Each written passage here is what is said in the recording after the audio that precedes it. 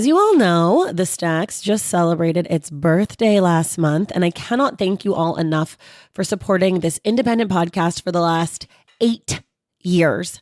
We truly could not do it without you. My plan is to continue to bring you many more years of great reads, author interviews, behind the scenes looks in the book world and pop culture gossip, but I can only do that with your support. So giving us a listen every week goes a long way. And if you want to go that extra mile, consider supporting The Stacks on Patreon and Substack. I will say, May is also the month that kicks off summer around here. I believe in the longest possible summer. That's Memorial Day to September 22nd for those who are wondering.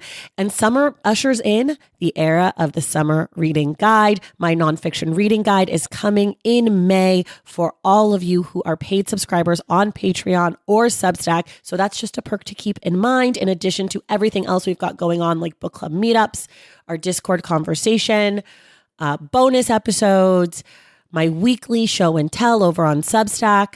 Making this podcast takes a village, as they say, and you're part of our village when you support through Patreon and Substack so that me and my amazing team can continue doing what we do best, which is bringing this podcast to you every single week. So if you or your friends are looking to meet other book lovers, support an independent podcast, come hang out with me at patreon.com/thestacks on Patreon and subscribe to my newsletter at tracythomas.substack.com. I would love to have you. Hello, everybody, and welcome to another episode of Unstacked, which is the Stacks bonus episodes exclusive to Patreon and Substack paid subscribers. I'm your host, Tracy Thomas, and a lot of times when I do these episodes, it is for the people. I try to give you guys what you want, but today I am giving you what I want. I read a book this year that I absolutely loved, and I thought, you know what?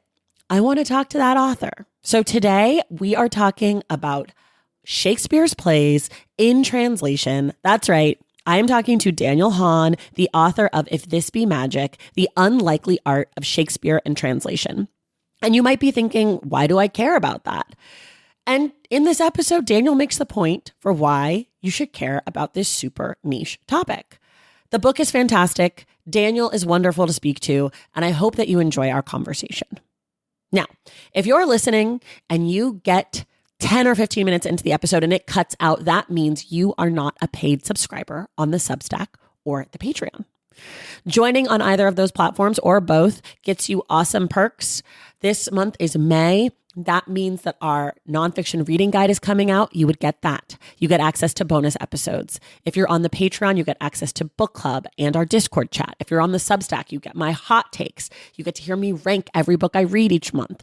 Also, by joining in either place, you get to make it possible for me to make the Stacks free to everyone every single week. So head to patreon.com/thestacks to join the Stacks pack and subscribe to my newsletter at tracythomas.substack.com.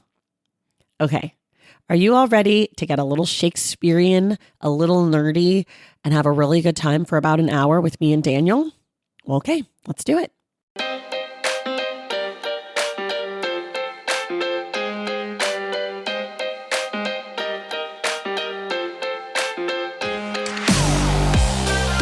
All right, everybody. If you follow me on Instagram, you've heard me talk about this book. I have been nerding out over it. You all know I love Shakespeare. You all know I love books. I didn't know that I cared about Shakespeare in translation, but apparently it's the only thing I care about now. I am joined today by Daniel Hahn. He is the author of If This Be Magic, The Unlikely Art of Shakespeare in Translation. Welcome to the Stacks, Daniel. Thanks so much, Tracy. I'm really pleased to be joining you. I told you this already. I'm your biggest fan. I don't know how many fans say that to you, but I feel strongly that I could lead the fan club for the rest of my life and would never be tired of it. I loved this book so much. Well, first and foremost, will you just tell people like 30 seconds or so what the book is about? Sure. Thank you. And thank you for those lovely words. I'm so pleased you enjoyed the book. The book is one of those things that is like, the subject is incredibly niche, and I'll say something about it in just a second.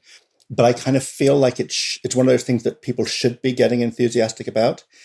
And that's kind of weird when there's a chapter about commas in Hungarian, and it's really properly kind of in the weeds. I'm a translator. I love writing about translation. I like writing about translation for people who are not translators. I don't write for like the professional, the academic world. And so my original idea was to kind of use Shakespeare as like a case study. So I write about Shakespeare translations as a way of like explaining how translation works. So talk to different translators and that sort of thing. But along the way, it sort of became not just a book, using Shakespeare to talk about translation. It's also kind of a book using translation to talk about Shakespeare, because in order to explain what the translators were doing, I had to look, do some really close, very nerdy, close reading of some Shakespeare lines to kind of go, this is what's happening in this really brilliant line of Shakespeare. This is then what this amazing person did in Swahili or Polish or Thai or whatever.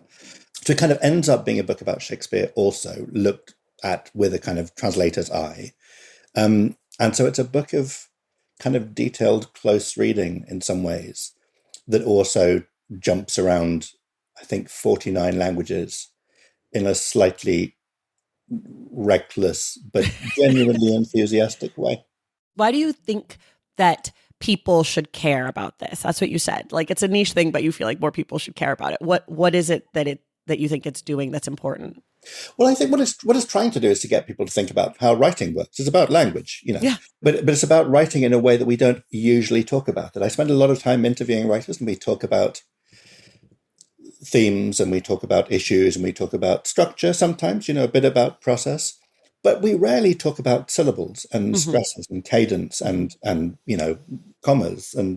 And it's not just that I think people should. I kind of think people do. I mean, I'm always really pleased when I do like events for this book, and I mention in passing, that chapter such and such is about commas in Hungarian, and there's this lovely kind of, you can kind of hear the audience kind of go, ooh, kind of lean into it and listen really. Like, I think a lot of people are sort of interested in like the mechanics of writing and the mechanics of language, because like I say, this one jumps around between languages quite a lot, in a way that we don't often get to talk about it. And because Shakespeare, a lot of people know a bit and recognize a few lines and can name a couple of plays, whatever, but often don't think in terms of like why monosyllables are interesting, or like, those things that are really building blocks. And so I'm always pleased to discover that it is not just me. It is at least me and you. I can't us. people, but there are two of us, which is us, and this is how we start a movement.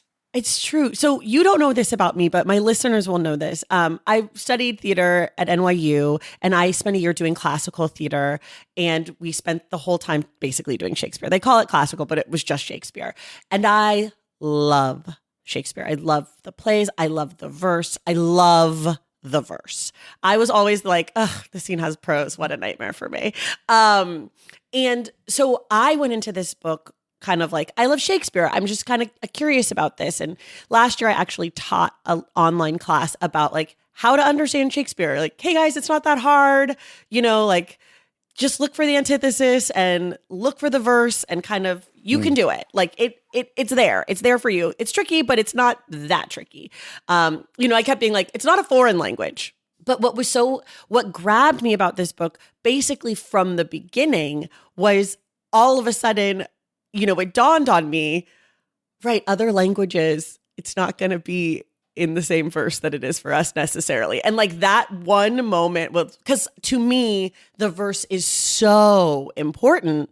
And what I love about the book is like each chapter is sort of a different thing that you're reckoning with, on verse, on, puns, on like longer jokes, on actors. And it made me realize that while I do really love the verse, it is so much more than the verse. Like there's so many little teeny tiny choices that a translator makes at every single turn that I really had not considered, mostly because I think about authors, or I think about translators translating, novels or nonfiction books. And I think about Shakespeare as being in English. And these two ideas had never the two shall meet in my mind. And I guess that's what was so thrilling about the book, That's not a question. It's just a sentence, a I'm, long I'm, one. I'm really glad you said that, Tracy. I also think that it's an interesting thing. It's a thing that I kind of contended with a bit when I was starting, that if you talk to people who love Shakespeare about why they love Shakespeare, it comes down to language, right? It comes down to the verse, it comes down to the poetry, it comes down to the sound of it. It's always, even whether you have, thought about it and studied it as you have, or if you've just like heard someone read a sonnet and go, wow, that's really beautiful. The answer is always to do with, it's not like he invented good plots, because he Right. mostly didn't. He mostly Right. borrowed, but it's always, or almost always, about language. And then you think, well, what happens if, like, what's going to be left if the language is the one thing we take out? We're going to remove all of these words, 25,000 words. We're going to get rid of all of them, replace them with 25,000 new words, and what's going to be left? And part of that is kind of feels like a paradox. Mm-hmm. Like, we're going to take out the one thing you love, and somehow you're still going to love this thing. But in a way, I think it's not a paradox. It's actually something that reveals, I guess, why I think translation done well. Of course, you can have terrible translations, but why, when it's done well, it's amazing. It's because I don't think you should discount like the verse and all of the effects and all of the tricks and all that stuff, because I think those things will be there. They just will have had to be recreated by someone using Danish or Right. using Tamil or using Tireo Maori.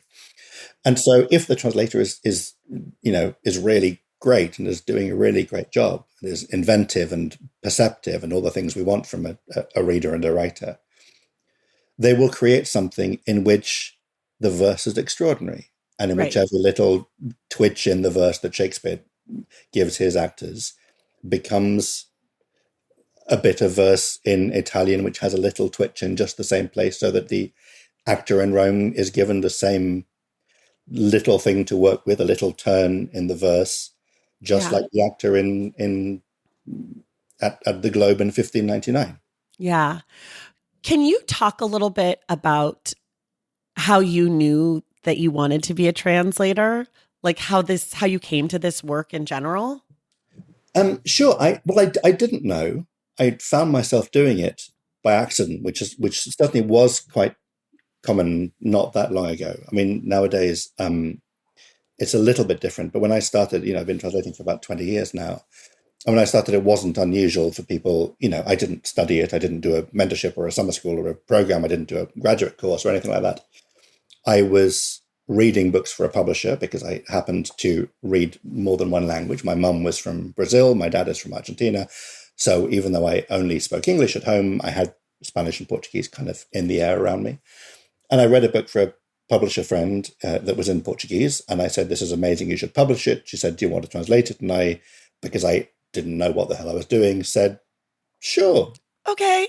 Like, how hard can that be? I said myself like an idiot. But it wasn't something I planned to do. I did that one book, and actually I then didn't translate another book for, I think, 4 years between my first and my second. But since that second book, which is 2006 or thereabouts, I've been doing it quite regularly. And I've discovered that I enjoy it. I've discovered that I'm pretty good at it. And I've also discovered that there is a kind of world of translators who are now some of my dearest friends.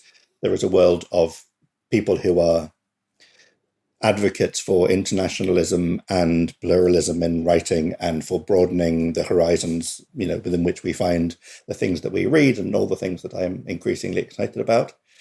And so I kind of find myself, like, in hindsight, it's not surprising that this is what I ended up doing with a, multilingual family and so on. But at no point along the way did I think, what would be a sensible idea?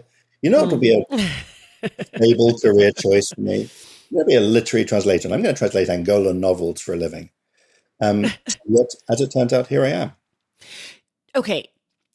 This is something that I think about all the time when I read a book in translation, which is like, how do I know if the translation is good or if the book is good? How do I know what I'm responding to if I don't speak the language, the original language?